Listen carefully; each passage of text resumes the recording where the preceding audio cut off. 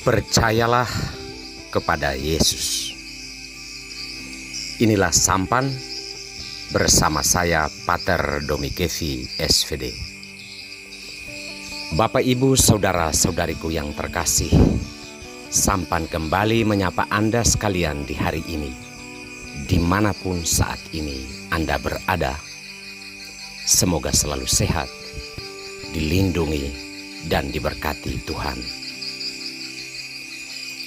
Saudara-saudariku terkasih,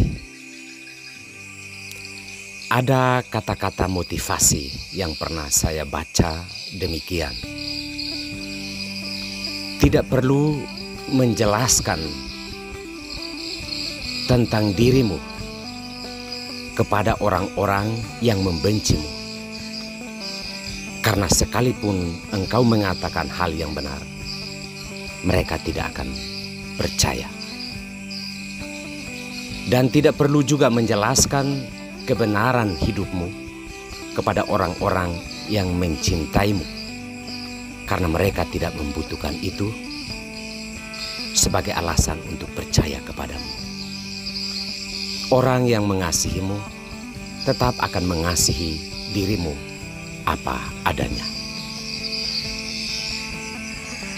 Saudara-saudariku terkasih, kepercayaan ternyata memiliki kekuatan yang besar dalam hidup manusia. Jika orang sudah percaya, maka ia tidak mau dan tidak akan menemukan alasan apapun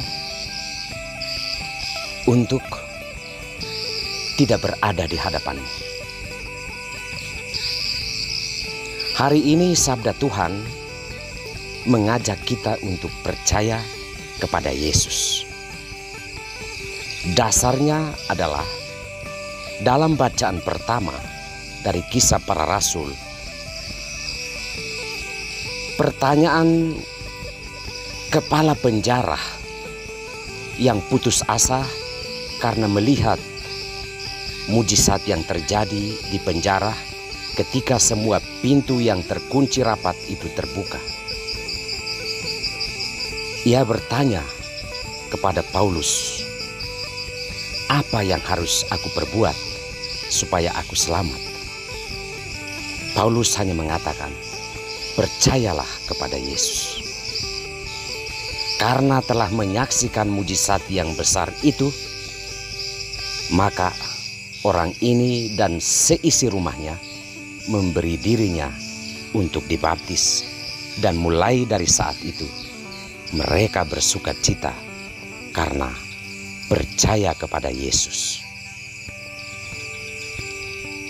Kepercayaan ini ternyata memiliki kekuatan yang amat besar, terutama di dalam diri para rasul, terutama Paulus yang mendapatkan mujizat di dalam penjara itu, dan mujizat yang sama disaksikan oleh kepala penjara itu dan membawanya kepada iman kepada Yesus.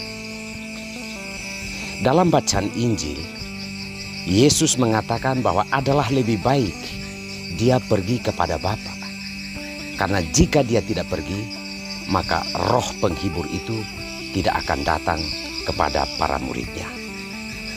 Menurut Yesus, roh itu akan menyadarkan para rasul atau menyadarkan manusia akan kebenaran, dan kebenarannya adalah karena dia pergi kepada Bapa.